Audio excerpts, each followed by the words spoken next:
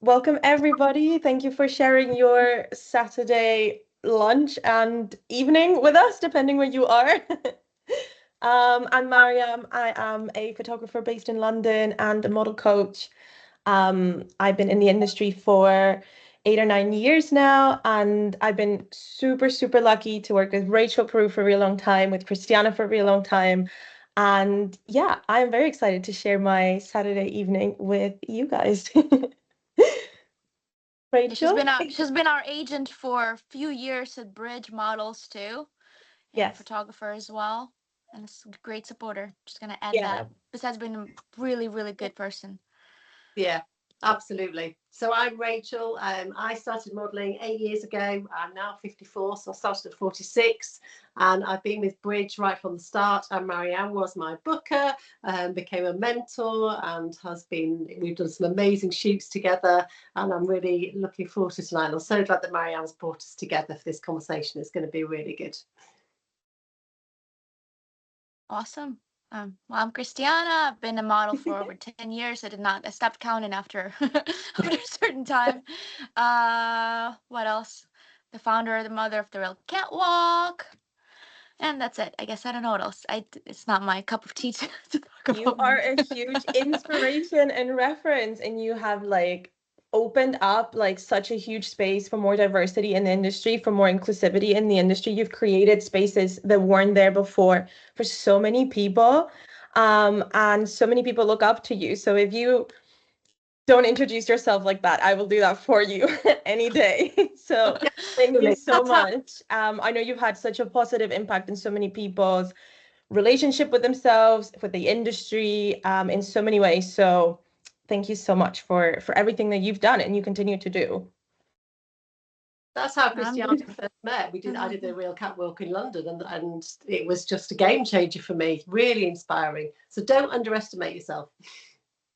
Yeah, I'm just here to support and show up. That's all. That's all. That's all I do. Uh, for myself, for everybody, whoever. Anyway, so let's jump into the topics, conversations, and see.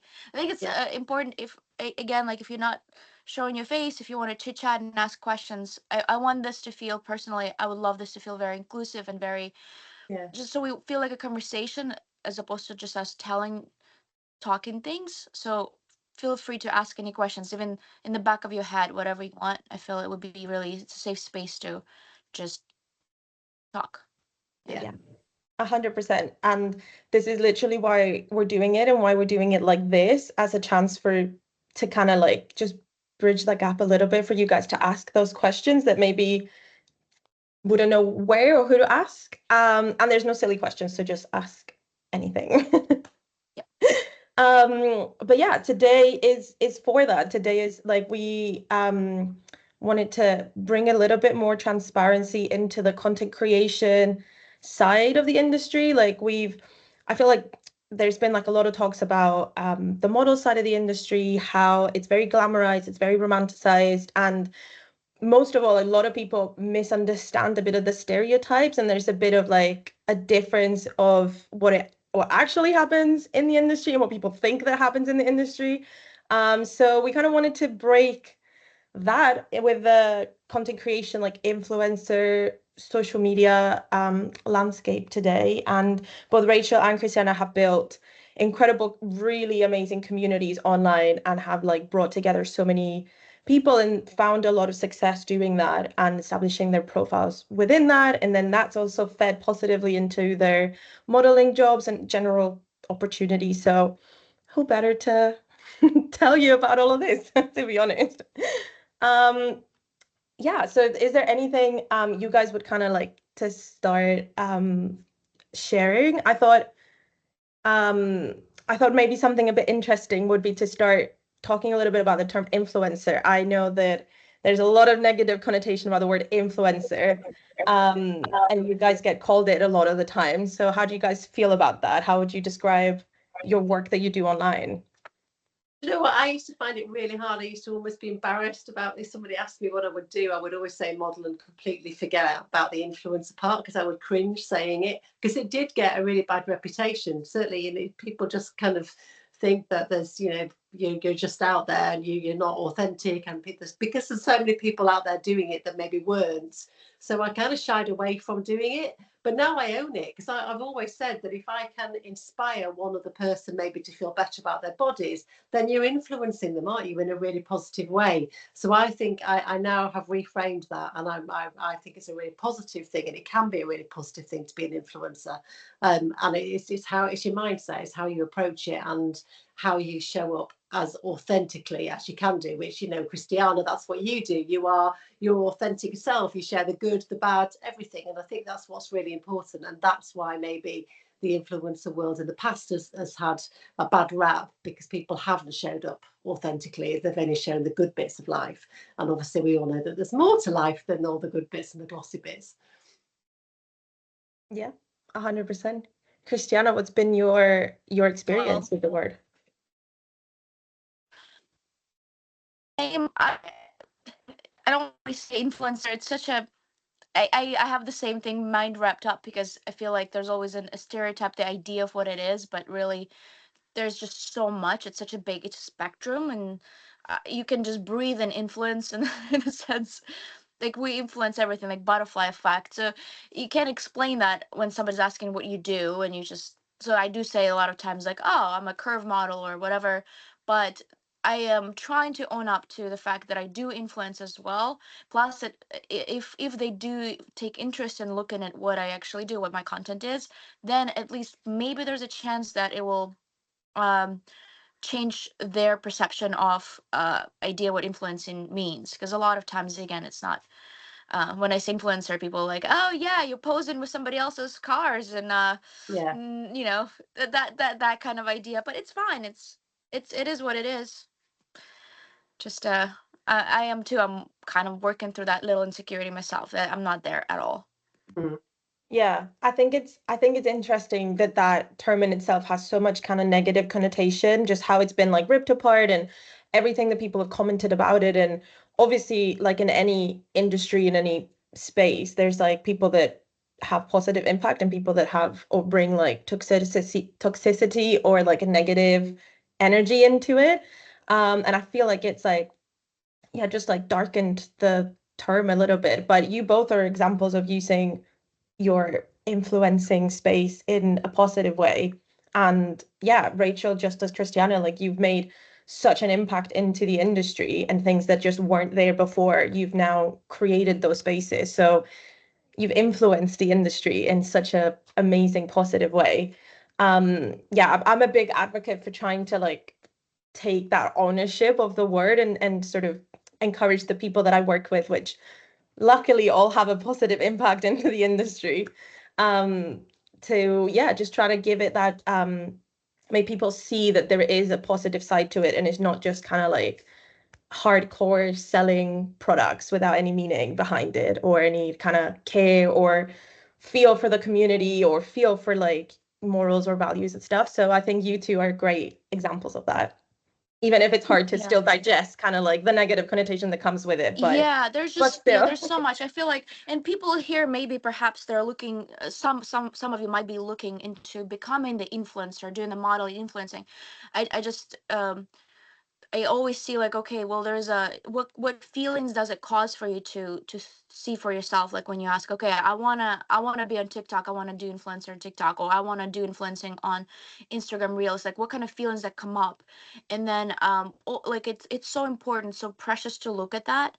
Like let's say if you feel anxiety, like if I feel like, oh God, okay, I want to be influencer so that I can do this and that. If it causes anxiety, that's all good. It's all good. It's important to notice and have that, as well as trying to dig out, and maybe there are other feelings that it can also cause you to feel, because again, that anxiety might not even be yours to begin with. It might be just that idea and assumption of what influencing actually is versus what it can technically bring for you, which comes to the conversation of the community.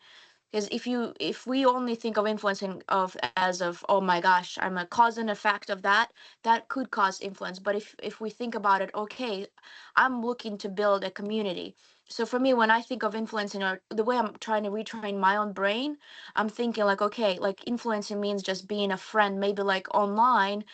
A lot of that will be online, but it's influencing, meaning like you'll be a part of a community, part of this Yeah. somebody's circle. That's freaking awesome. That's a positive. Like retrain, like to retrain.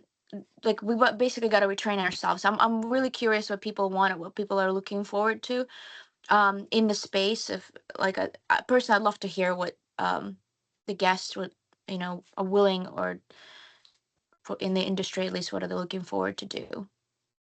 Yeah, Is there and I think anybody? as well, like it would be great to know, tied into that community and that those feelings that come up when you kind of want to put yourself forward to doing it.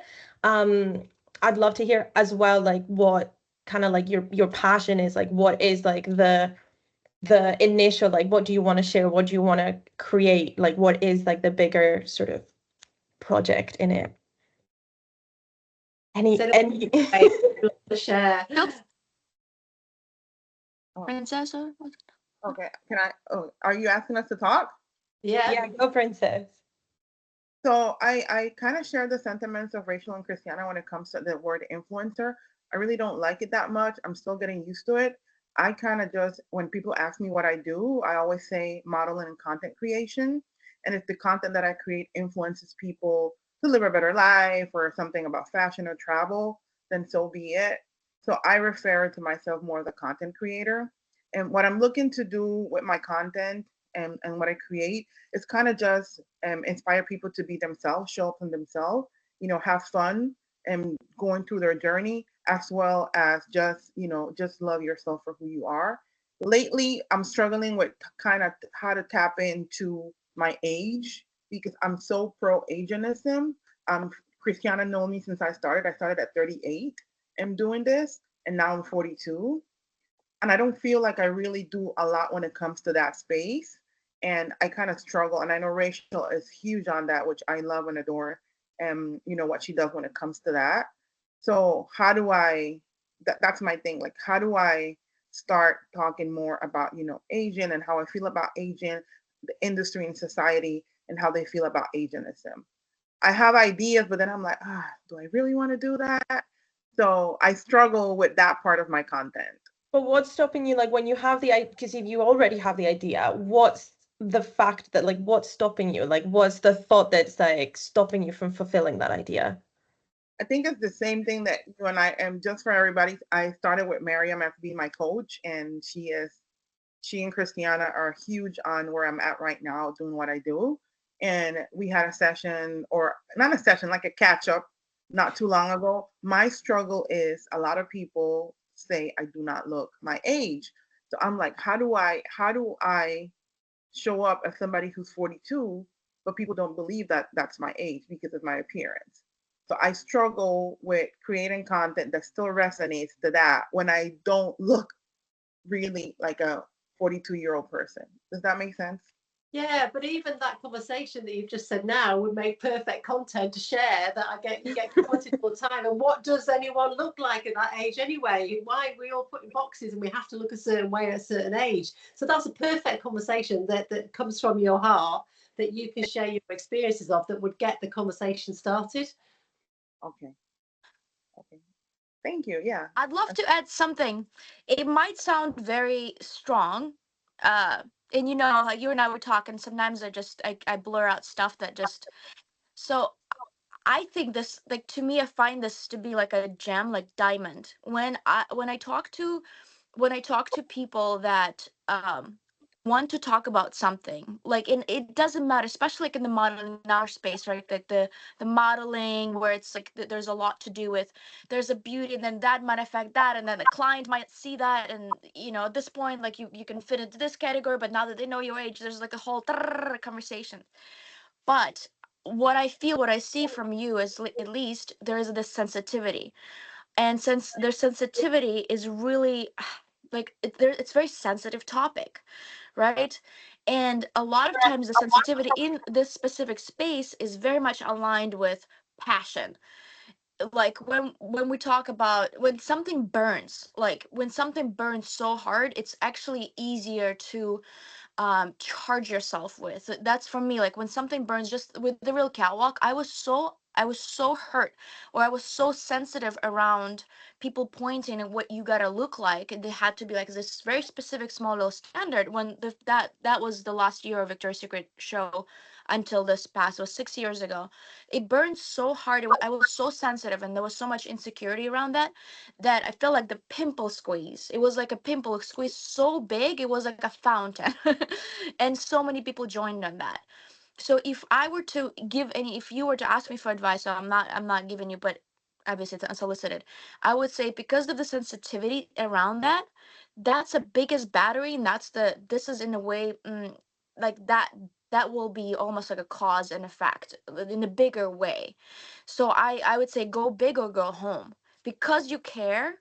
Like if you didn't care, like, oh, whatever, 40s, whatever, not big, it's one thing. But if you just, there's a care about that, there could be supercharged for that. So there, if there's a content that specifically around this to change people, to change ageism in the space, to in the modeling space, in the influencing space, I mean, you have the energy to do that because of that sensitivity, because you care. And I feel like caring is so cool. Like go big or go home. Like if I were, like if I have just enough that energy, it would be, Real is about like, oh hey, I'm in my 40s and guess what I'm doing. Like things like that, just make it a thing. Like people like say, if I have cellulite, like, oh, because I have cellulite, I have so much sensitivity around it. Now I'm gonna be okay, no, no, no, go big or go home, because I mean I have cellulite, but look at me, I'm shooting swimsuits. What about the, so make it a big, make that your marketing point, if this was a business kind of thing. I think I just want to add to that.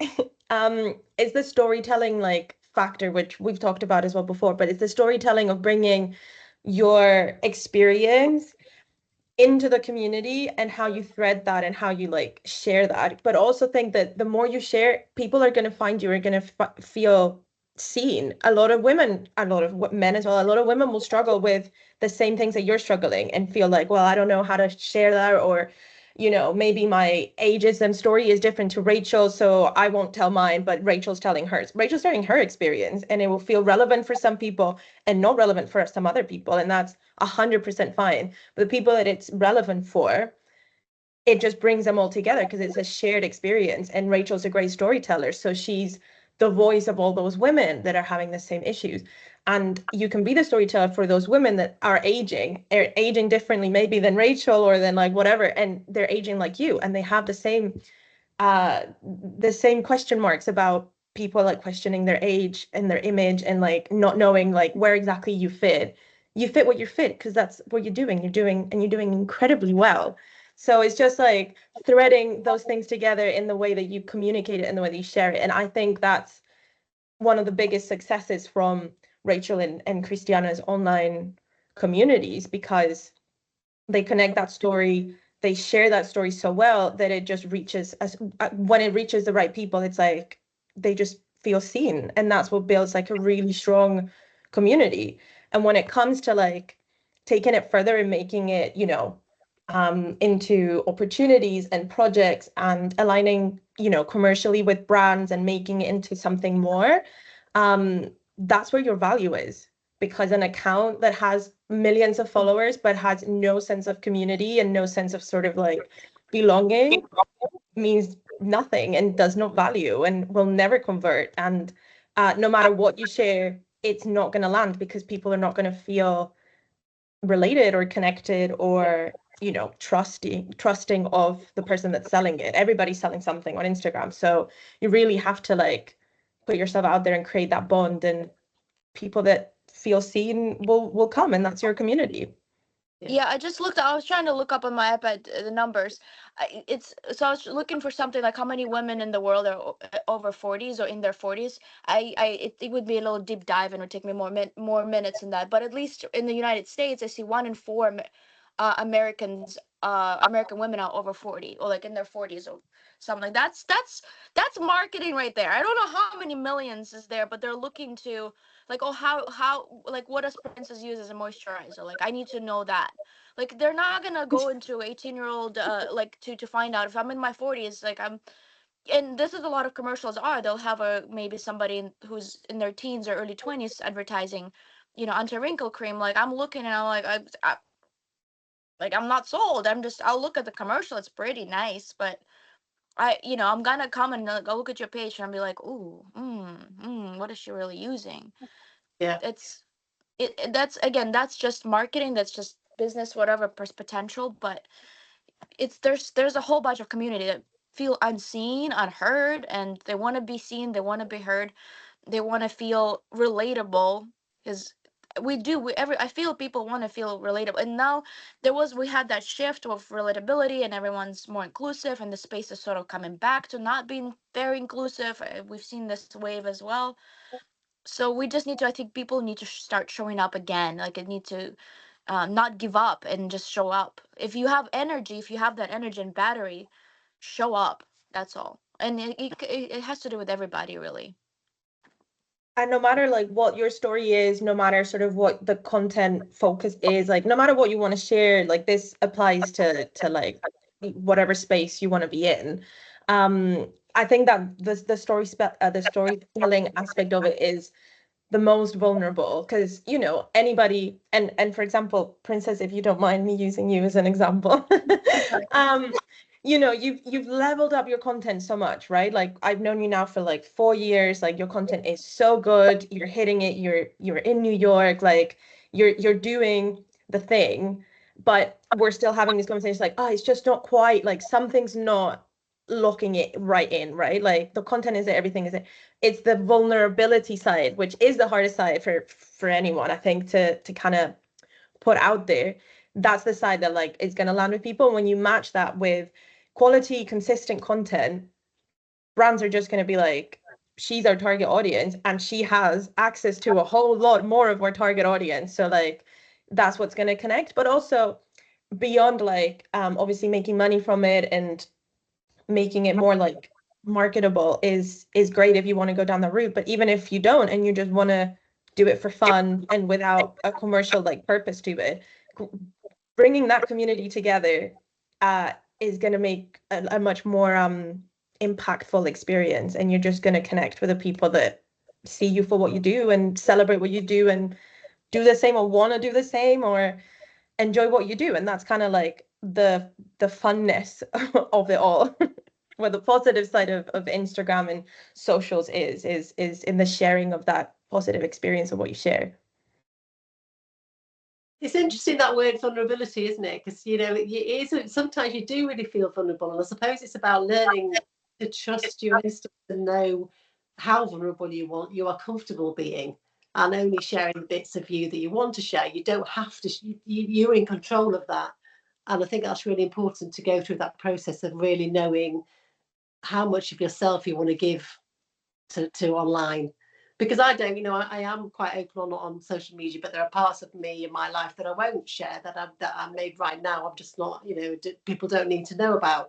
But I think everybody's different, and we've all got our own kind of boundaries that we've got to make sure we stick to. And I think that's really important, and that takes time to know how much of yourself you want to give when you're starting this journey. How do you feel about that, Khrystyana, about being vulnerable? Well,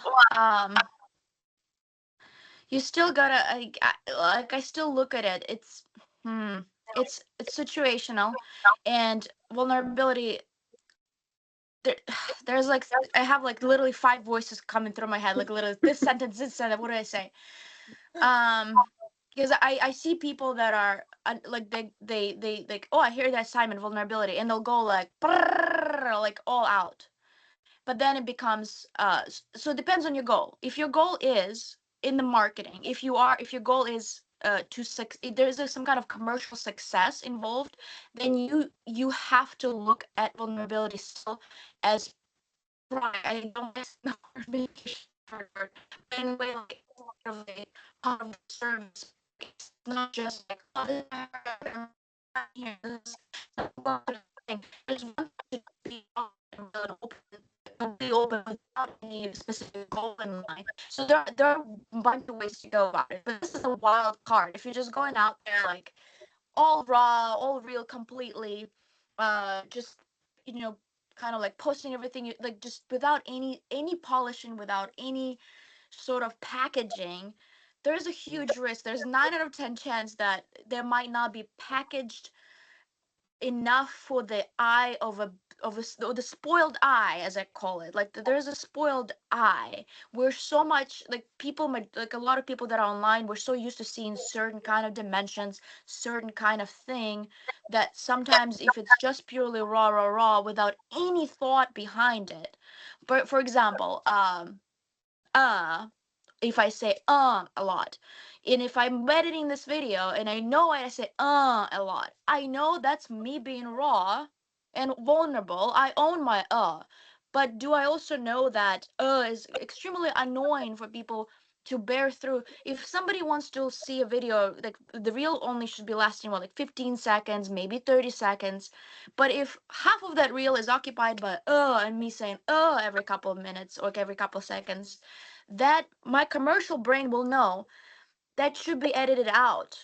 So there is a what I'm trying to say is vulnerability can also be packaged depending on your goals. So if your goal is to succeed and make a business out of like within and make a community, and it's in a way like that part of your you want to model, you want to influence, you want to like, do all kinds. If you have that sort of thing, then you unfortunately, or maybe fortunately, if it's fun for you, you gotta look zoom out and look at all those vulnerabilities too. It's like, okay, well, maybe that was a bit, I don't know, we'll edit this out. Like, you got to look at it in a way and package it just a tiny bit. But you can go completely, highway and go like, all out. But I've seen that too. It would be, um, sometimes more unpredictable, but with when it comes to content, in a way, even if you look at people that you follow that are raw or very vulnerable, if you actually zoom out for a bit, you'll see that it's pretty packaged. Like they kind of know what they're doing. A lot of times they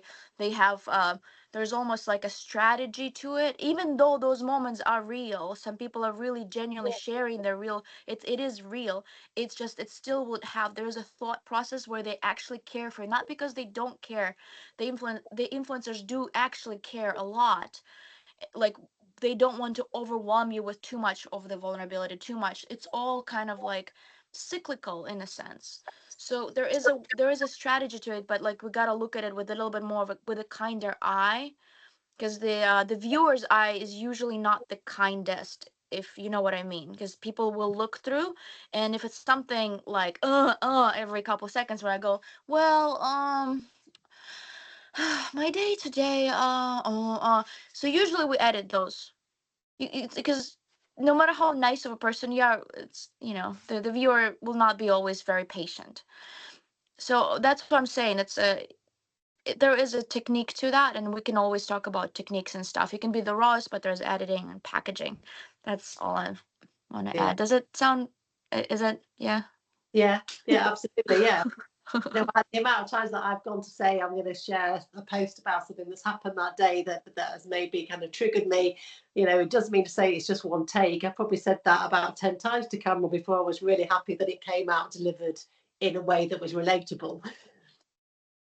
I think we just can't forget that at the end of the day, everything that we see, or 99% of the things that we see through social platform, has been curated to an extent, to a more or a lesser extent, but nothing is like out just, we're not putting out like CCTV footage of us doing something for the first time. It's always premeditated, it has been reviewed, it has been edited, to more or to a less extent, to anybody's, through everybody's different lenses and whatever they want to put out, or however they see themselves or want to be seen. But everything to an extent is edited, is curated, has been thought through. Even when you see, like Khrystyana saying, like people, sharing, doesn't mean it's fake or not real, but people that are crying, that are like sharing, like a very upsetting or a very vulnerable story, or, you see them, you also see the counter effect of a lot of people then creating mockery videos of the people that are actually showing. But that's just the yin and yang of the internet. But what you do is the videos that you see, the people that are, like crying, upset, that telling a story, they're like whatever, that is a real moment that happened in time, but then that person went through and literally had to watch themselves cry edit the video, and then that's kind of what you see. So I think as long as we never forget that every single thing that we see isn't just exactly how it actually happened, and always just kind of, the same thing for when we create content, we put it out there. We want it to be like as transparent as everything as possible, but again, like it's not fully like CCTV or just like a weird eye. It's all through our eyes, and it's always going to be slightly different and like edited. So yeah, but saying that, still there is like a huge space for people to bring their like uniqueness. It doesn't mean that because it's edited, it has to be all edited to be the same or to fit like a certain style. It just means that it is edited by nature because Yeah. it's how it works. Yeah. Does anybody have any questions or want to share any like of their experiences with content creation? I know some of the other people that have joined that also are content creators and are already putting content out. Yeah, Faye? Hey.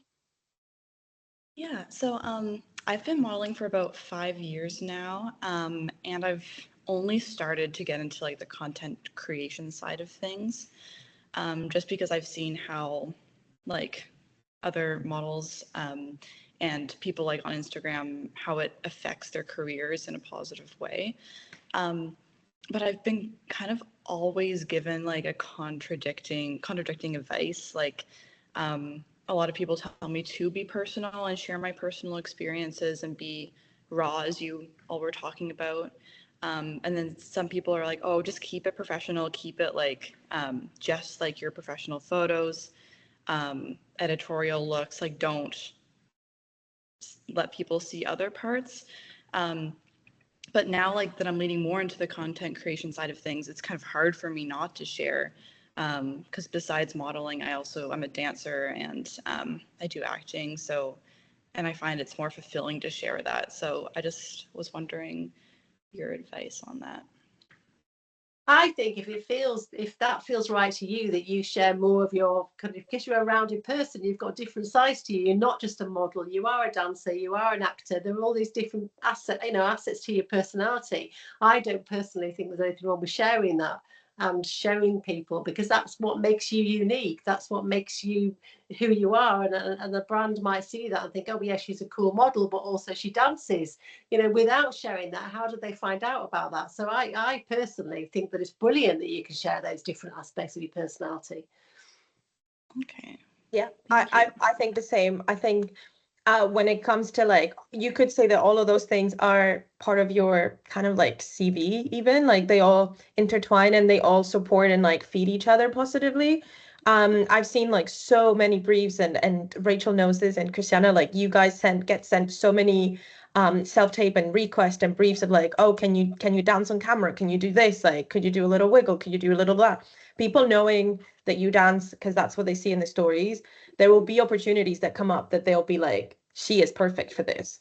And if they don't know, they do not know. So it's better to put yourself out there, and that in itself might attract newer opportunities that maybe people hadn't like connected to your profile specifically. And beyond that, beyond adding like the dancing and the acting and the modeling, which I think is definitely a yes, like do that, especially if you enjoy it and it's kind of like you feel like it's asking of you to merge it all together, then 100% go for it. And then beyond that, that's kind of like up to you if you feel like you want to share more of like personal life outside of like dance and acting. But definitely don't restrict it just to like model pictures and like editorials and just like very still static like version of what you do, because it just goes like so much further than like the final product of a model job or like a model shoot or anything like that. And way more fun to share, because it's not like, the shoot is not just like the final image, it's like the whole process that went into that. So yeah, we'd love to see like you posting more stuff. Thank you.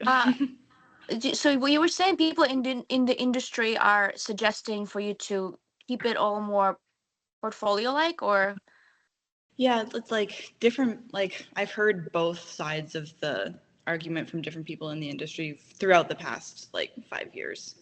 And how did it make you feel that you couldn't share the sides of you that are important to you? It definitely like it felt restricting, and like it felt like I was being told to like shrink myself a little bit. Yeah, because also I've been getting like Khrystyana especially has inspired me to share more about body positivity, which I've been affected by throughout like my experience as a model. So yeah, like when someone tells me not to share what's important to me, it feels like what I'm like vouching for and what matters to me isn't important. Very dehumanizing. Very dehumanizing. It's very be quiet and do what I told you to because you're just an object. Like it's not just restrictive, it makes you feel like you're not a person. The word shrinking is what really stood out. It's very like be smaller, be very specific way, right? That. So it's some of you felt a similar way before too, in the industry too. Funny enough, actually, I booked with my first photographer, who is my main photographer now. I booked with him because he stumbled across. I have 2 TikToks. I have 2 pages. One of them is for my day job. I'm actually a structural welder. That's what I do. That's my 9 to 5. And then I model on the side. And he messaged me on my main page on Instagram. He goes, I found your welding page on TikTok, and then I followed it to your main page on TikTok. And then from there, I bounced to your Instagram because of the link in your bio. He goes, I really want to do a shoot sometime. Like, he found me because of something that I did outside of modeling. So it wasn't like, you're just this, you're in this little box. Like, it was totally outside of the modeling industry. That's so cool. Yeah. No, it's so before. So when I first moved to New York City, like again, probably 9 years ago or so, and that was before the Real Catwalk, before me embracing any of the kind of anything really real and raw and that kind of stuff. So I was really trying to push and build my social media. It was it was kind of like the start of Instagram-ish sort of. I don't remember, but those are the days that I was like, I don't know what I'm doing, so I'm gonna do all this stuff. So I remembered signing with Muse, and they were they were the kind of like one of the big first agencies with Plus and Curve models. So they signed me, and I remember like sharing all the appropriate pictures that they were telling me, like, oh, you got to share this kind of, we want you to look this way. So I was sharing that stuff. But at the same time, I like to write. So those of you know, like sometimes I like to write like a little poetic, a little metaphoric, and a lot of times very sad because I do like to write stuff, especially when I'm sad. It helps me heal, and I share that very vulnerably. So they sat down, they had a whole meeting with me. They sat down with me, and they were like, Khrystyana, this is really not working out for us. Like, you cannot do this. This is too emotional. Like, are you a model or you a writer? Like, you got to choose one. Da, da, da, da. You have to be more mysterious. You have to be more cool. You have to be more coy. English is, my second language, so I did not know what coy was. I had to like nod and then run and Google what coy even meant, and then try to embody that because I'm so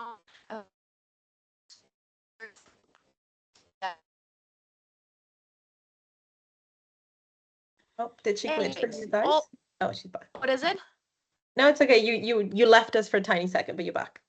Oh yeah. Oh, sorry. I'm so sorry. I hope whatever. Oh God. But anyway, so that was in the past, and that was before all of this came in my life that I have today.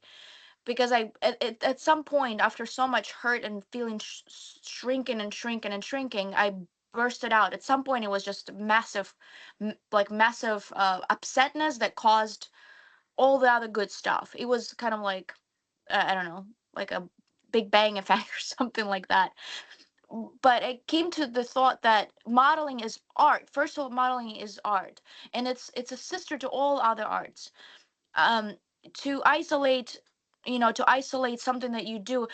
Dancing and modeling, poetry, like it's really related, and you're an artist, and your soul, you want to express, either it is through photography or through movement in a video, however, acting, expressions. Maybe you want to do like modeling photo, and then it's all part of it. And some, if somebody's opinion that you have to like be in this tiny little category, that because they're uncomfortable with that, it's just their uncomfort. It's not, it has nothing to do with you. Like, somebody's uncomfortable with them, let them be with discomfort. It's okay too. It's fine. Like, I'm sure I'm uncomfortable with a bunch of stuff in the world. So like I think it's awesome that you have these parts of yourself, and that you're willing to show. If you want to show it, show it. If you don't want to show it, don't show it. It's all like I've been taking hiatus the past couple years, on and off, like just I didn't feel like sharing anything at all. And that's also, it's all part of the process. Mm. I think it's quite beautiful that you do, you still hear yourself, you listen to yourself. And I love that you actually, there's a part of you that knows that you want to be true to who you are. And in a way, our social medias are expressions of that. Obviously we choose what we want to share, but it is expression of us, in the best possible way.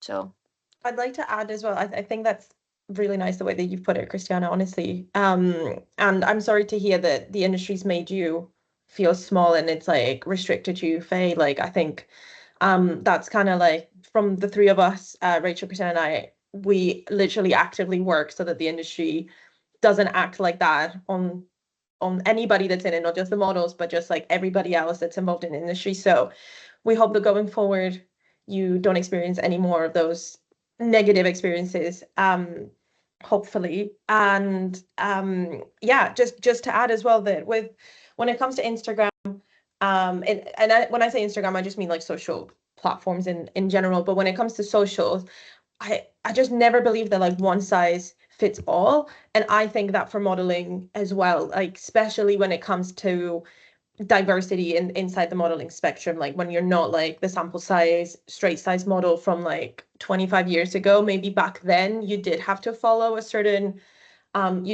step-by-step escalator into the industry and tick certain boxes to get to certain spaces. But right now, there are just not really that many rules. Like, people get success in so many different ways, doing so many different things. Like, just because it's worked for someone doesn't mean that it's not going to work for you, or that it is. It's just finding your story to tell, whatever that story looks like, however that story looks like, finding something um as silly and menial as you see people doing slime or whatever, or as like true and vulnerable and raw as a lot of the accounts that I'm sure all of us follow too. It's just like what resonates with you and what you feel passionate and what kind of like you enjoy doing. That's what's going to resonate with people. That's what's going to make like that impact, that kind of connection, that like hit a nerve when people consume your content and see your content. Um and I don't mean by that like you need lots of followers. I think having like I've worked with people that have very little followers that one are showered with like brand opportunities because their content is so good and so unique that it just resonates with a lot of brands, and a lot of brands want like a bite of that. And also a very, very committed community. Some questions. A very, very committed community, even if that is not as big as some other communities are, where yeah, everything is relevant to them. They really enjoy consuming the content, and they're just like real, true sort of fans and supporters. So I think it's just about putting content out there that you enjoy creating, or you've enjoyed like the process of it, and there's something in it for you as well, right? Like, not just for the consumption of others, but it's something for you too. And nobody can tell you if it's right or wrong, because it's from you to you. And if others like it, amazing. And if they don't like it, it's just not for them. And that's so fine. If you think about it, there's so much content out there that's not for you. There's so much content out there that's not for any of us here. And that's fine. So just do what you need to do for yourself, and the right people that need to find it will find it. I really, Now we have the AI, right? It'll yeah, find it for you. yeah. I'd really like to know how everyone feels about that kind of whole comparison thing, particularly if you're just starting out on Instagram or on social media, and how you kind of protect yourself from not comparing yourself all the time to everybody else. Because there's so many people out there. For me, there's so many other midlife influencers out there. There's lots of older women in the model industry that are out there, and it could really screw your mind up if you are constantly looking at content thinking that I'm not doing it as good as them, or they're doing the same thing as me. And I think we've got to acknowledge that that is part of being on social media. It's really, really hard to avoid. But I think once you get into your stride and you become more confident with what you're doing, and it's from your own passion, then it becomes a lot easier to kind of stay in your lane and know what you're doing. But how do you feel about comparison, Khrystyana? How did you manage that when you were starting to build your following up and your community? Is it something that really got into your head, or is it not something that you've really? Yeah. When I started, it definitely got into my head, and I compared a lot. I would look at my page, I look at this person's page. So it took me a while to separate my emotion from it. It's because I would get emotional a lot of times. To be like, oh well, this person's getting why like well look, we're the same size, we're the same this. Why is this person booking all the jobs and I'm not booking all the jobs? That's the exact voice I have in my head. Look, it's always a little grumpy, and so I did have a lot of that.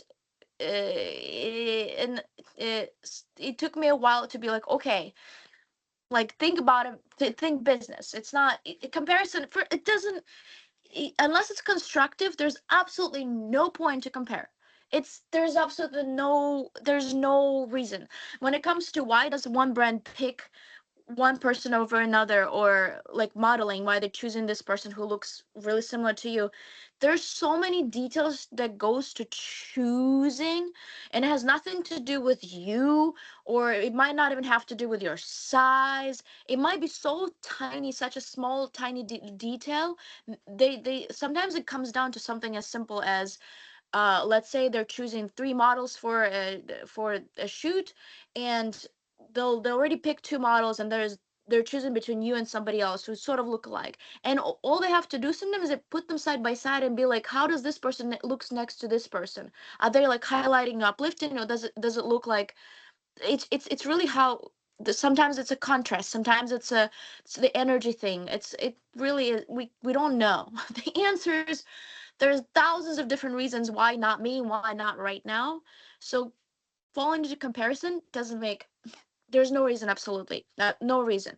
So only constructive, like okay, like you can post factum go like okay, constructively, they chose this person, they seem to have like a more cleaner lines in there, they have a more specific type of aesthetic when it comes to their posing, they have a, or they're very predictable with this and this and that.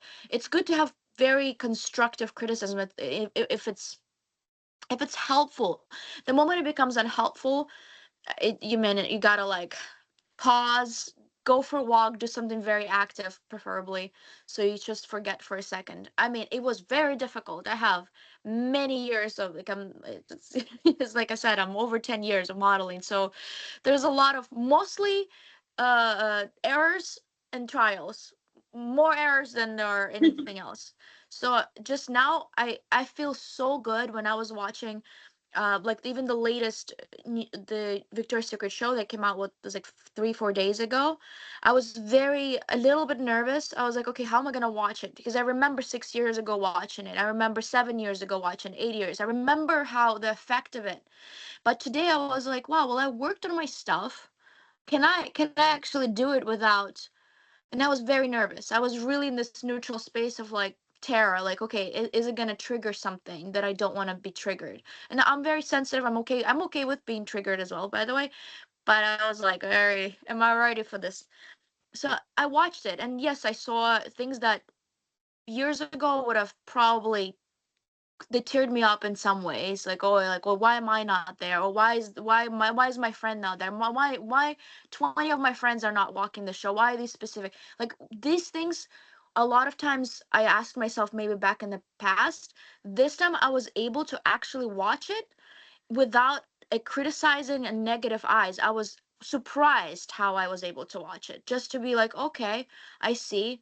Oh, this is fantastic walk. Oh, this is great. I was actually watching with a very kind eyes, and I was more like able to kind of like zoom out a little bit. I love to use the word and see things for what they are versus emotionally processing things. So it was really, I was comforted by the like my personal work, what I've done so far. So it was just nice to see, okay, all right, I was able to see and watch something relatively like sensitive without feeling too emotional. It was, yeah, it's a work, and I'm saying maybe tomorrow I would not react that way, but when I watched it, it was it's day-to-day basis. Comparison is not, it's my personal neighbor. I live with that kind of in my head for all my life. So to say I get rid of it, no. But am I constantly working on it? Yes. So it's okay to have that within you. Just be gentle. I would say just be gentle. I'm gentle with it personally. Yeah. Yeah, me too. Yeah. We had a couple of questions come through. Elle asked, how have you been able to stay true to your authentic expression in the industry and with people of authority? I I'm think, not 100% sure that last bit means yeah, to me, but I think it's interesting going into the industry later in life. So I was 46, and I kind of think, you know, my experience of life at 46 is going to be different to Khrystyana's. And I'm not going to change now. I am who I am. I just kind of think I went into the industry not questioning myself, really. And so that became easier. I didn't feel the judgment. I didn't feel rejection as much. I didn't feel, because I thought, well, you know, what can I do about it? I can't change things. So let's move on to the next thing. I don't think personally, for me, knowing how I am in the industry and how passionate I am about it, I would have been crushed in my 20s and 30s as a model. I would have sucked. I would have hated it. I wouldn't have been able to cope with it at all. So for me, it was the right time to go in later in life. And I think that's been lucky for me to have found it now, because I wouldn't I'd have lasted about 6 months, I think, if I'd have done it when I was younger.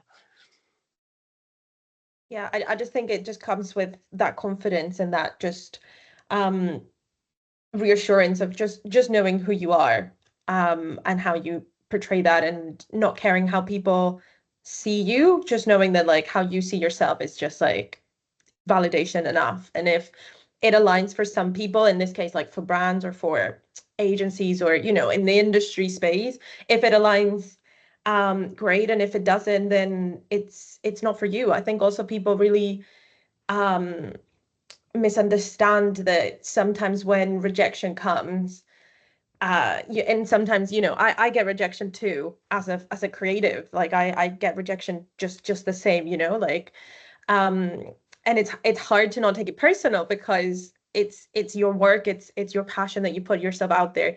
But it's like Khrystyana said, there's so many reasons. And when you just know that it's just not for you, and that's fine, like having bad representation is so much worse than having no representation at all. Or like booking terrible clients is so much worse than not booking any clients at all. Like it is so much better to kind of stay in your lane and always like want to grow, of course, always taking feedback, always, you know, growing and expanding and being better versions of who we are and what we do and all of that. But yeah, when something's just not for you, it's for a reason, even if we don't know the reason, or we'll never do. But yeah, I think just coming to terms with that is so important. And I think it also just keeps you on track. If you start like aligning yourself with the things that aren't truly meant for you, it's going to take you down a path that isn't your, it's not going to give you the happiness that you wanted out of this experience, because it's going to derail you through negative experiences, through things that just weren't for you and just aren't truly aligned. And it involves a lot of patience, and involves a lot of persisting and, you know, just staying true and just going with it. But I'm, you know, I've said that to you know, I've said that to Rachel, I've said that to Princess, I've said it to the people that I work with. Just bad representation, or just aligning yourself with bad you know, incorrect things for you is just worse than nothing at all. So much better to be patient and just wait for what's for you and what feels right. And I think you just feel it. Yeah.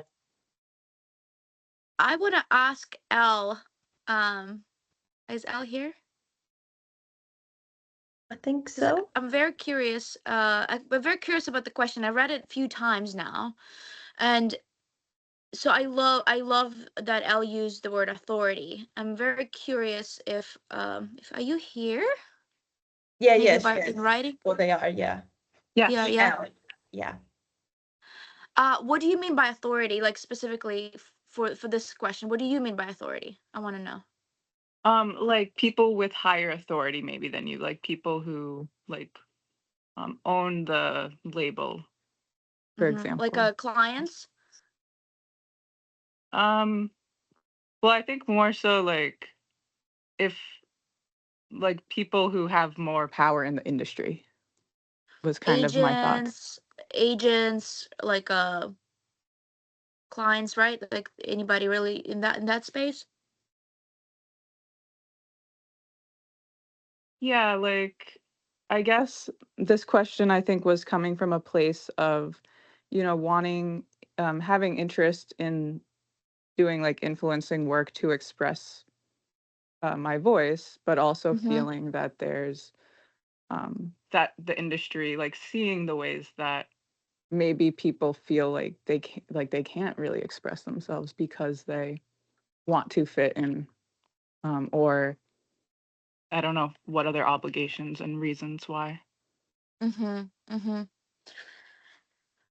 It's so interesting because when I thought authority, see, I in my first immediate thought was, oh, are you talking about the agents or people that are booking you?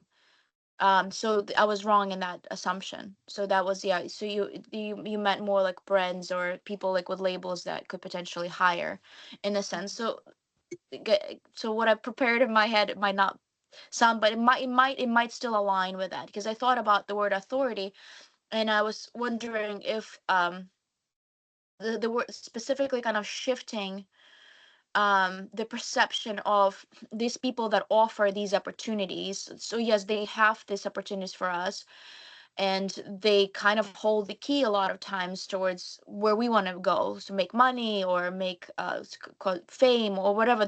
In a way they are holding some form of a key, and a lot of times that could be perceived as authority. I was just wondering if like not seeing them as authority at all, like have that as a first step. Like I would welcome to sort of look at that in that sense, because I like when I was stepping into space, I was looking at agents, or any clients, any creative directors as authority. To me, like their word is obviously above mine. That's because that was my idea.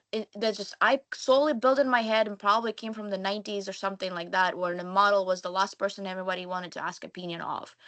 And not to say that still sometimes happens, but quite it's really not anymore. It's not like that anymore. So today when we talk, and so Mariam, who was my agent, who like I can look at you and say, like, well, with us, like I never felt that Mariam was above me or she was my authority. It always felt like, hey girl, like it is an equal space. Like we are complementary to each other. If there is a brand that holds a key, I am the key to their success because it is through putting their clothes on my body or putting their mascara on my eye or my lashes, whatever they're left of them. I'm holding the key too. It's a mutual. It's like a relationship. It's like friendship. It might not be looking like friendship, but in a way, there is this relationship. So there could be almost like circumstances, internal circumstances, by looking at people that hold those keys for us as authority, because then instantly we, as I'm gonna go back to maybe face words, the word shrinking, it could cause, for me at least, it caused the internal shrinking. When I saw, before I was working with Mariam, before when I used to work with agents that told me to make myself fit in, like that. so I caused it in my head. I did that a lot because their opinion all of a sudden was more important than mine. Why? That should not be true for anybody. Your opinion should be your opinion, heartfelt, honest, true. You know best for yourself. And nobody, like, you're the authority. You are absolute authority, and everyone else is complementary to your life, but this is the authority.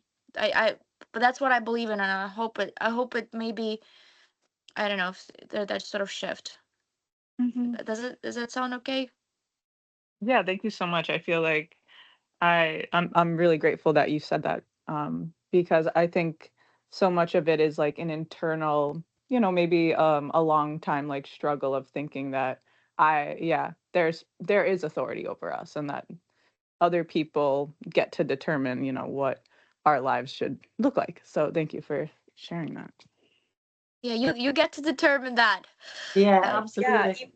even when it comes to like when you're, when you're signed, whether it's like content creation or modeling or acting or whatever, the talent is the last, is you decide whether you want to take something on. You might not decide which opportunities land on your lap. That's for the agents, that's for the clients, the castings, the PRs, whatever, to kind of present those opportunities and say like, okay, yeah, we do want to work with you, or here's a project we want to do together, whatever.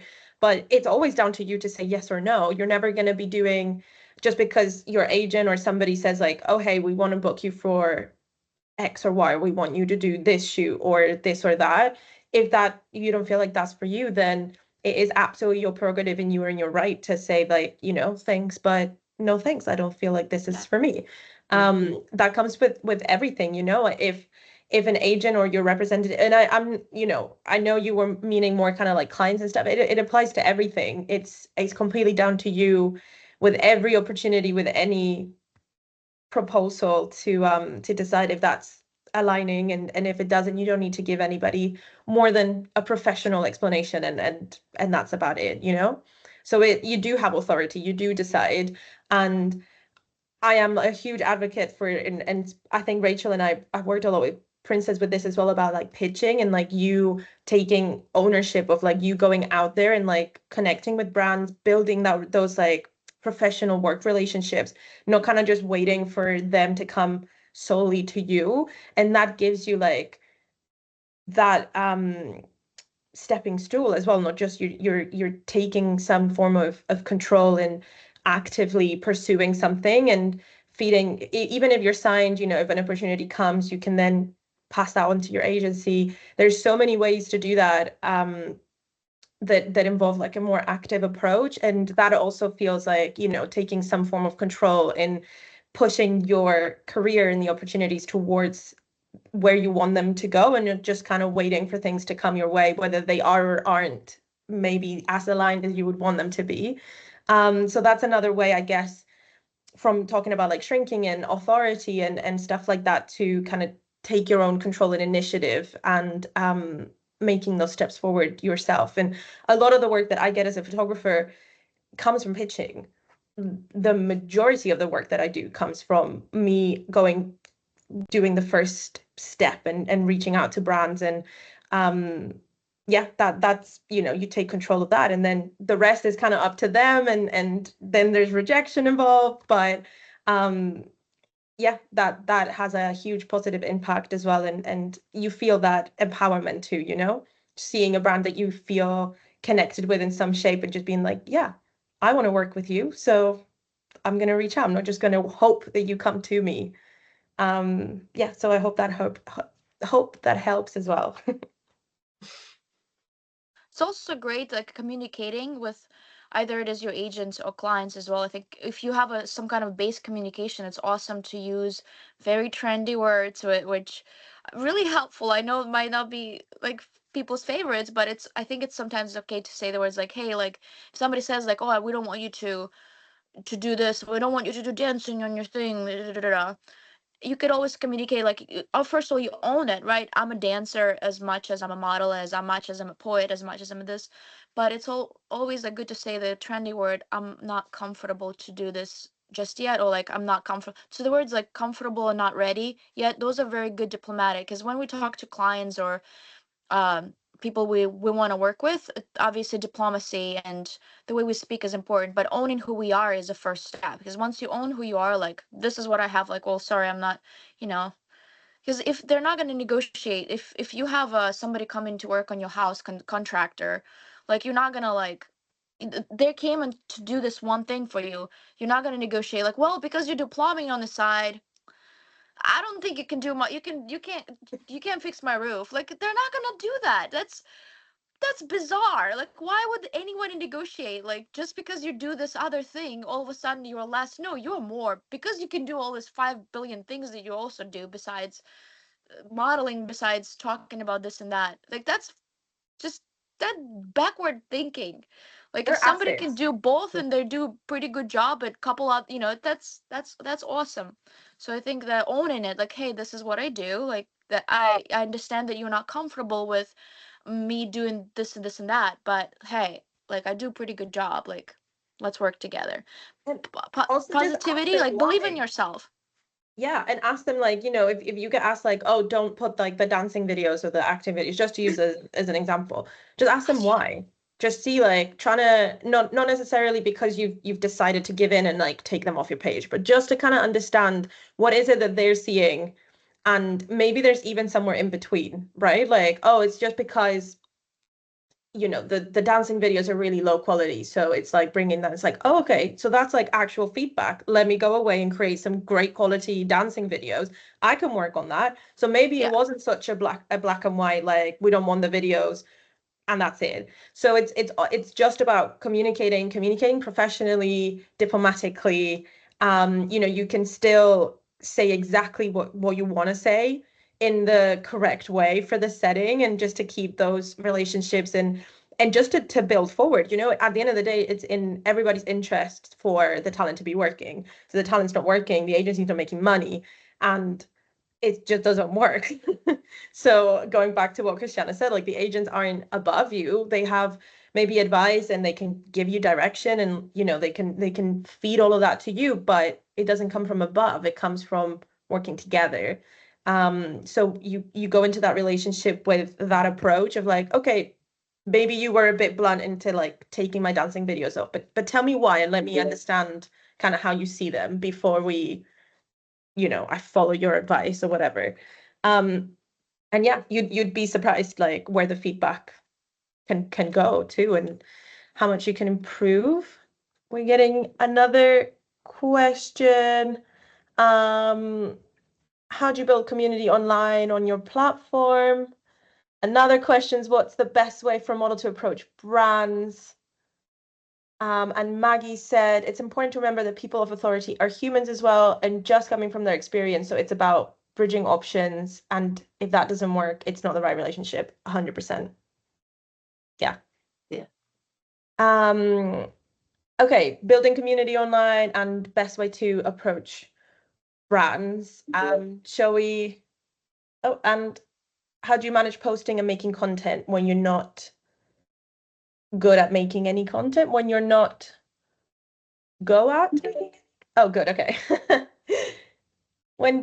So how do you manage posting and making content when you're not good at making content? I think you just have to start somewhere, don't you? I had no idea what the hell I was doing when I first started on Instagram, and I just kind of, when I look back at the stuff that I did back in 2018 comparing to what I'm doing now, and I still have so much to learn, but unless you take that first step and be brave and do it, then you're never going to progress. And that's what I like about it, though. I like the fact that you can grow on Instagram and you can follow your own journey and see it as a kind of growth pattern. It doesn't have to be perfect, but you've got to start. And the more you procrastinate and say, I can't do this, I'm too scared, what if I'm not good enough? Just start and do it. And then the next time you'll learn something else about it, and you'll want to, if you're passionate about it, you'll want to keep learning and improving. But you can't hold yourself back. You've just got to trust that you can just do it and say yes and start getting on with it. But also, there's so much content online on how to make content. Yeah. How to film, how to use phones, how to like use tripods at home, how to light up, how to like recreate trends. If there's like particular trends or transitions that you see that you're like, oh, I wish my content, looks like that, there's how-to videos on YouTube to bore you for millions of years. Just go online and sort of fill in those gaps. Like, don't feel like, oh, just because you're not naturally good at it, that that's gonna stop you. Like, go and watch some videos. There's so many content creators that show the behind the scenes of how they create the content as well. So maybe that's like you can start putting together some of those resources and just practice. And also remember that everything that you film, if you don't feel comfortable yet, but even if like that's the first step, film some content without any pressure of posting it online at all. Just film some content, just be like, oh, today, tomorrow's Sunday, I'm just gonna for fun create like this piece of content, like this other influencer that I love, that I wish my content looked like that. I'm just gonna recreate it for fun. I'm not gonna post it, nobody's gonna see it, but I'm just gonna give it a go. And when you take that pressure off, like what the final video is gonna look like, what people are gonna think, how it's gonna go online, it becomes like a whole different game. And like any skill, like any hobby, like anything that you learn, it's a learning process. Like I saw this picture the other day. Yeah, perfection is a myth. Thank you, Maggie. But I saw this meme the other day, or this picture, and it just said like your first podcast episode is gonna be bad. The first picture you ever take is gonna be bad. Like the first book you ever write is gonna be bad. Like anything that you do after that is always gonna be better. So you're just gonna have to be at peace with just start, because if you don't start, you're never gonna get any better. You're never gonna see how good you can be at something. And the Google is, your best friend. Google anything. I still Google stuff all the time, like light stuff for the studios and new transitions I want to edit in my videos and stuff. And it's what it's for. Like, utilize it and find all the resources that you need. And I could also add to that too. Like, where do you start with? Obviously, in the beginning, it's sort of like wild card. But you need to know what you need. For me, it's like a divide a control part of it, because there's a lot of time in the very beginning, people get very controlling with like how things will affect them or their future, or it's terrifying, like, oh my god, I'm gonna post this, everyone's gonna think I'm this and that, or there's this is a control aspect. It happens, it's normal. Or like how my mom is gonna see this, or I'm gonna do this. And so you gotta like let go completely of that, because yes, it all might happen, none of that might happen. You really have no idea. But then use that control, that sort of power and energy to control, use it to control and develop a discipline. When you want to do this, when you want to approach it and to actually do this, when you decide that, use that energy to create a cocktail for yourself. First of all, like, what do you need to push you in the beginning? It's sometimes hard, even not honestly, not beginning, just even when you're like doing well on Instagram and TikTok, and then sometimes you're not inspired. Just figure out what you need. Like, maybe you work better alone, so sometimes you might need to watch other people's videos and Google. But maybe you do need accountability friends, so maybe you'll find somebody here that you want to reconnect with, that you can be like, poke each other, like, hey, this is like, it's been a week, we have you, I haven't seen anything yet, like, are we doing that? So maybe you need one friend, maybe you need a group of friends, community again, like helping each other. Sometimes that's really what you need, and to be like, oh yeah, that's true, you're right, thank you, like, I actually, yeah, I want to do this. So like, develop like what do you need for your discipline, like, and what does it look like, what does discipline look like for you? Like, how much time do you think you can invest into this? Like, okay, like, can I invest 3 hours? And that's not a lot, like 3 hours in a week total. Like, can I do 3 hours, and can I treat it as a job? So if you already can treat it as a job, then you'll have like that mentality. Because sometimes like work, like, we have like, I have a job, like I have, and I treat it as a job. I show up on time, and this is, I treat like I have my 37 hours, like, and so I would say influencing or modeling, treat it as a job too. It's not just like, oh, opportunity, I've been seen, I've been photographed, and I've been paid thousands of dollars. Like it does happen, 1 in a million, it does happen, but it really is a hard work. And you have to, as a discipline, you have to treat it as a discipline. You have to wake up and be like, okay, I will dedicate like 15 or 20 minutes or 1 hour of research every day, meaning you research online the type of content you think you might want to create, and meaning like you research it with I forgot which part of the brain, right or left, whichever that one is. So you just basically look at it in a more constructive way, researching as a job, not like, oh gosh, I wish I could move like that. That is not productive. Yeah, We're not going not to from count that 15. comparison, Yeah. from Yeah, we're not research. look the 15 minutes you've done that's still not going to be contribution to the work part. We're going to focus and use the focused hours as a work, and like develop that instrument of just treating it as a, this is part of your job now, and it is a job you love. And it might not be getting paid yet for all of this just yet, but it could be in the future, and that's nice. So having that discipline is really good, and knowing what you need to push you, because it's not the most self-motivating space to be in. So I guess I just recommend, like always, like, find somebody else who has somewhat similar ideas as you, and just kind of like connect that way. I'd like to And also, tag, like, you don't know what's good or bad either. Really, you don't. I just want to tag one more question. I'm gonna create this question instead of going from the Q&A, but I would love to hear how you guys plan your content, right? So just not, you just don't just wake up and get your phone out and just be like, oh, this is the reel for the day. I shot this like brand collab. Like everything is thought through. You need to prep. Can you kind of guide us a little bit and show a bit of light on the back end before you get to actually shooting or creating, videoing some content?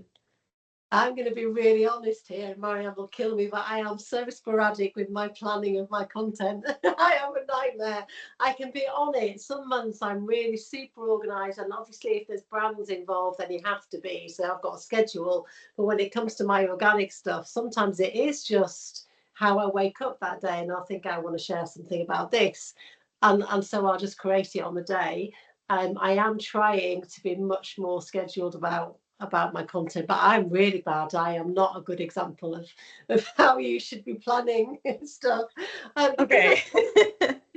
But when you have to create a piece of content, right? Like when it's a brand, or when you have an idea and you're like, oh, I want to shoot this particular video, or I want to shoot this like concept, I want to share this thing. Is there like a thought process about like, how you want the video to look at the end, or do you just like get the phone out and just see what happens? Or I do my research, and I treat it almost like making a film. So I'll break it down with like a mood board of what I'm going to do, so that I've kind of got a real clear image of what I'm doing. So I do put the thought and the planning in and do the research beforehand. And I also don't, and I make sure now that I allocate the right amount of time, because it always takes longer than you think. And there's nothing worse than being under pressure to create content and thinking, God, I've got to get this done by 3 o'clock and I've not done it. I set aside the time so that I can do it and I can play with it, and I can let it evolve without kind of that pressure of, I'm running out of time, it's got to be in that deadline. Yeah.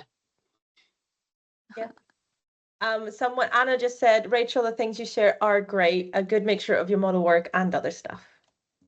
Thank you, Anna. And Anna's been in my Facebook group for the last couple of years, and talking about communities. And I've met some amazing people, and that I would now class as friends through it. So, and I think that's, for me, that's been one of the most important things about being online. Really, is that community and building those relationships. Amazing.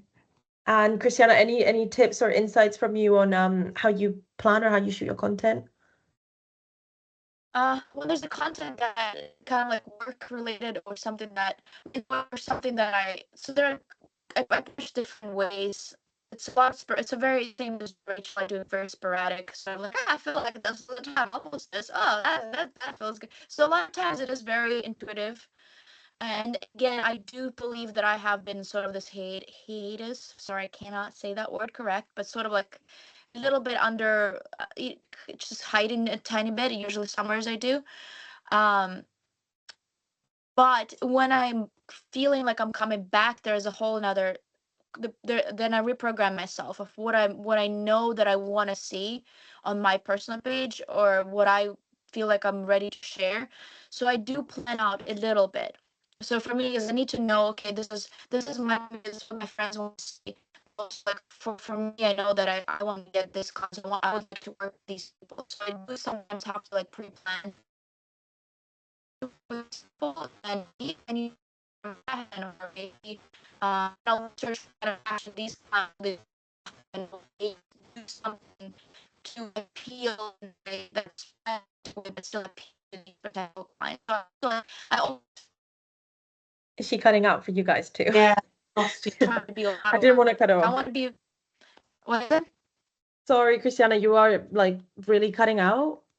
Ah! I'm sorry, I didn't want to cut you off, but I wanted to tell you. Okay, all right. Well, that is what it is. Basically, I walk the balance. I don't know if can you hear me. I walk Yeah. sort of this. It's a tough balance, and it never is easy, because I know for some of my influencer friends, they do have sort of this highway, and they already paved the way, and it's almost like predictable. You know what the kind of content they can create. But for me, I know that I have like my friends and community, they might not be. It's just very different, two types of people that follow me, completely different, like within the fashion industry or from the Real Catwalk. So they're completely not, and a lot of times they're not entirely aligned. So I do have to plan some of the posts and kind of like, okay, I'm ready to do this, I'm not ready to do that, and addressing different clients individually. So if I'm trying to target, if I'm trying to work with certain type of clients, I will maybe change up some things just to get that. And until I get that, I'm not going to stop, because I'm very focused a lot of times. And it worked. Few times it worked, and I that because that formula worked for me, it doesn't mean it works for other people necessarily. But like if I focus, like, okay, I want to get this client, I really want to work for them, I will manage and run and appeal without compromising who I am, but more like I'm playing with this sort of idea. I get like a little bit obsessive, like, ooh, I want to get this, and how am I gonna get there? So it's like a little bit like a game for me. So now I treat it like as just, it's more fun, and it's helpful for my mental health if I treat it more like a game rather than stress. Like, oh, yeah. I think game is a good word, and it kind of reminds me of like a playground, right? Like it's your account. Like you don't have to follow any rules. Like you decide what you post.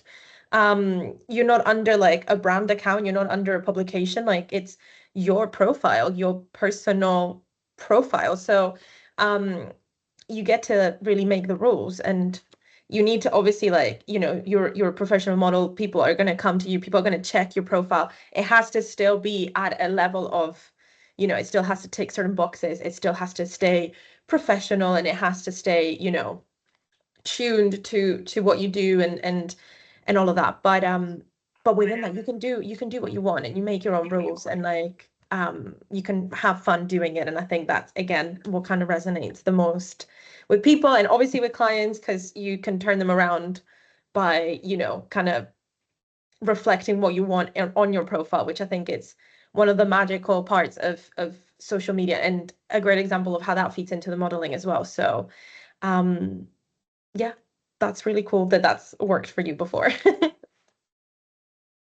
Amazing. Well, I think that very sadly, but I think that we are gonna wrap up. That's gone so quickly. It really has, and I think we could chat for a long time, but we promised to keep it close to an hour, so with the best we could do. But thank you so much. It's been really cool. I love that we finally did this. Rachel, Khrystyana, and I have been talking about it for a long time. So this is really fun, and I hope everybody's taken as much as they could from this, and that it's helped, and that it's been valuable, and that you feel confident to take it and apply it to your own content, to your own vision. And I'll check everybody's profiles after this and stay connected. Yeah, feel free to reach out too. Like, feel free to just reach out if you have just random questions. Like, don't be shy. Like, not with us. Like, we are Yeah. so easy. I very often record voice notes to you. Like, I like to read when people, so I can rethink and, but type stuff to me, and I might like record you like 20 messages of like streaming consciousness, basically responding. I might retype answers to you as well. Like, I love chit chatting. I know Rachel and Mariam will like just talk, like feel it's all like we're all friends here. Maybe not, we were not maybe next to each other necessarily all the time, but it's Yeah, nice For to sure. it's yeah, nice to feel like you're supported. And like I want people to do good. Like we want you to do well. We want you to love what you the kind of art what you share. And like be unafraid of sharing certain parts of yourself. It's as vulnerable as it is. yeah. Yeah, definitely. I found when I first started, I reached out and asked people questions all the time, and that helped me so much. And everyone was really, really supportive. And so I make sure I do the same now because it's invaluable. Because it's quite an isolating. Being a content creator can make you feel a bit isolated. And I think making those connections, even if it's just by a quick message on Instagram, makes you feel like you've got that extra support, which we all need. So yeah, shout out. And Thank someone asked earlier how you build community. That's how you start building community. You connect, you chat, you open up, you feed each other information, knowledge, experiences. Like this call is us building community. We want to be closer. We want to be like approachable, and we are. So please do take that. And yeah, we're here. We're here. You know where to find us. So thank you so much for coming. You guys have been really awesome. Yeah, and hope you have a good rest of your Saturday, your evening.